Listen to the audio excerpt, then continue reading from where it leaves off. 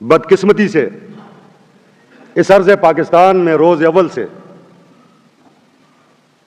अदारों ने, मुक़्तदिर हलकों ने जबर से यह हक अपनी आवाम से छीने रखा है। और इस मुल्क की तारीख हुआ है कि जब कभी भी किसी भी सियासी कुव्वत ने इस मुल्क के अंदर आइन की सरबुलंदी के लिए आवाज उठाई, बाहर निकले, तो उनको बेदर्दी से कुचला गया। 24 तारीख को पाकिस्तान तहरीक इंसाफ ने एक एहतजाज का ऐलान किया।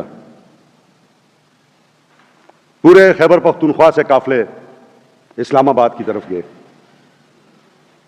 इस्लामाबाद डी चौक और उससे पहले हुकूमती माह पर अदारों ने बर्बरियत की इंतहा कर दी। जो हम मिसाल देते हैं फलस्तीन की और इसराइल की, वो तारीख इस्लामाबाद के अंदर दोहराई गई। निहत्ते लोगों को स्नाइपर राइफल्स के जरिए निशाना बनाया गया। LMG के फायर उन पे किए गए, गाड़ियां तोड़ी गईं, कारकुनान को, निहत्ते कारकुनान को कुचला गया गाड़ियों के नीचे।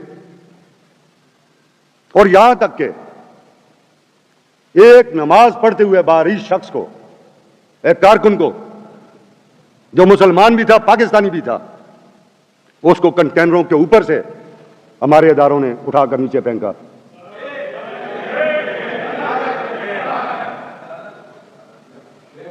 इस वक्त भी खैबर पख्तूनख्वा के बहुत सारे जवान जो शहीद हुए, उनकी लाशें छुपाई गई, जख्मी गायब हुए, मिसिंग पर्सन्स की तादाद में काफी इजाफा हुआ। मैं हैरान हूं कि कितनी ढिठाई से हमारे अदारे झूठ बोलते हैं। इंटरनेशनल मीडिया की कवरेज थी, सिवाय पाकिस्तान के टीवी चैनल्स के दुनिया के हर मुल्क के टीवी चैनल ने इसकी कवरेज की। तमाम मीडिया हाउसेज ने, इंटरनेशनल मीडिया हाउसेज ने इस एहतजाजी काफिले के कारकुनान को क्लीन चिट दी कि ये निहत्ते थे, इनके पास कोई वेपन नहीं था। और फिर वो तमाम फुटेजेस भी पूरी दुनिया में देखी गई, जिनमें गाड़ियों के नीचे बच्चे कुचले गए, जिनमें फायरिंग होती हुई दिखाई गई, जिसमें LMG के फायर्स की आवाज बिल्कुल क्लियर उन फुटेजेस में आ रही है। आंसू गैस का तो हिसाब ही कोई नहीं। ये एक लम्हा है, फिक्रिया है। ऐसे तजर्बात को हम पहले भी भुगत चुके हैं। मशरकी पाकिस्तान जो अब बांग्लादेश है, ऐसे ही तजर्बात की नजर हुआ, जहां अपने ही लोगों पे जुल्म किया गया, उनके कपड़े उतारे गए, उनकी फिल्में बनाई गई, उनके साथ जलील किस्म की हरकतें की गई। आज वो सब कुछ जो आज का पाकिस्तान, जो मगरबी पाकिस्तान था, आज उसमें दोहराया जा रहा है। और इसमें मुअज़्ज़ज़ अरकान असेंबली कोई तफरीक नहीं है। मैं पहले भी इस शेयर से ये बात कर चुका हूं कि इस पाकिस्तान में कोई ऐसी सियासी कुव्वत नहीं रह गई जिसे टेस्ट न किया गया हो, जिसको टॉर्चर न किया गया हो, जिसके ऊपर फस्तायत का जोर न चलाया गया हो, जिसके लीडरों को, जिसके सरबराहान को शहीद न किया गया हो। किसी को बागों में, चौकों में, चौराहों में, तो किसी को अदालत के कटहरों में कत्ल किया गया और शहीद किया गया।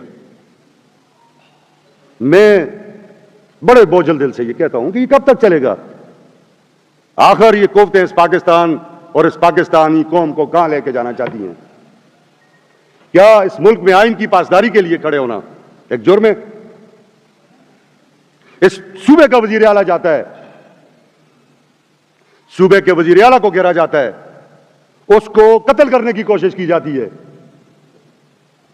वो अपनी दिलेरी, अपने कारकुनान की दिलेरी की वजह से वो वहां से निकल पाता है और बचता है। इनसे स्ट्रेट फायर्स किए जाते हैं। मैं बहैसियत है मुसलमान, ये चंद दिन पहले यही बातें हुई यहूदियों के बारे में कि वो जो सलूक कर रहे हैं वहां हमारी मुसलमान बहनों के साथ, बच्चियों के साथ, हमारे छोटे छोटे नौमौलूद बच्चों के साथ, नमाजियों के ऊपर मस्जिद अक्सा में हम वहां तशद्दुद होते हुए देखते थे और हमारा दिल खून के आंसू होता था। क्या इस पाकिस्तान के अंदर ये सुहेल अफरीदी, ये आप जरा तस्वीर को ऊपर करें, ये उसी शहीद की तस्वीर है जो नमाज पढ़ रहा था और इसे वहां से उठा के फेंका गया, जो तमाम इंटरनेशनल मीडियाज पे देखी गई। क्या मैसेज है ये? क्या आज वो वक्त है कि इस कौम को जबर के साथ दबाया जा सके? कतन नहीं। जुल्म फिर जुल्म है, बढ़ता है तो फिर मिट जाता है। मैं ये इसलिए ये गैर मामूली इजलास बुलाया था कि माज़ज़ा अरकान असम्बली जो इस मार्च में शरीक थे वो भी अपना जो तजर्बा है वो आपके सामने रख सकें, इस सूबे की आवाम के सामने रख सकें, और जो आप लोग जो मुख्तलिफ सियासी कुव्वतों के नुमाइंदगान हैं और इस खैबर पख्तूनख्वा की पब्लिक के नुमाइंदगान हैं, आप भी अपने ख्यालात इस फ्लोर के ऊपर रख सकें। इस मुल्क के अंदर आइन मौजूद है, मुत्तफिक आइन, अदारे उसे मानने के लिए तैयार नहीं। ये डिबेट करने की बातें हैं। कल इंशाअल्लाह ताला हम इस पे तफसीली गुफ्तगू भी करेंगे, एक दूसरे की बातें सुनेंगे भी, अपनी बातें एक दूसरे के सामने रखेंगे भी और इस सूबे के अवाम के सामने भी रखेंगे। मैं जनाब डॉक्टर, चूंकि ये बहुत बड़ा सानिया था,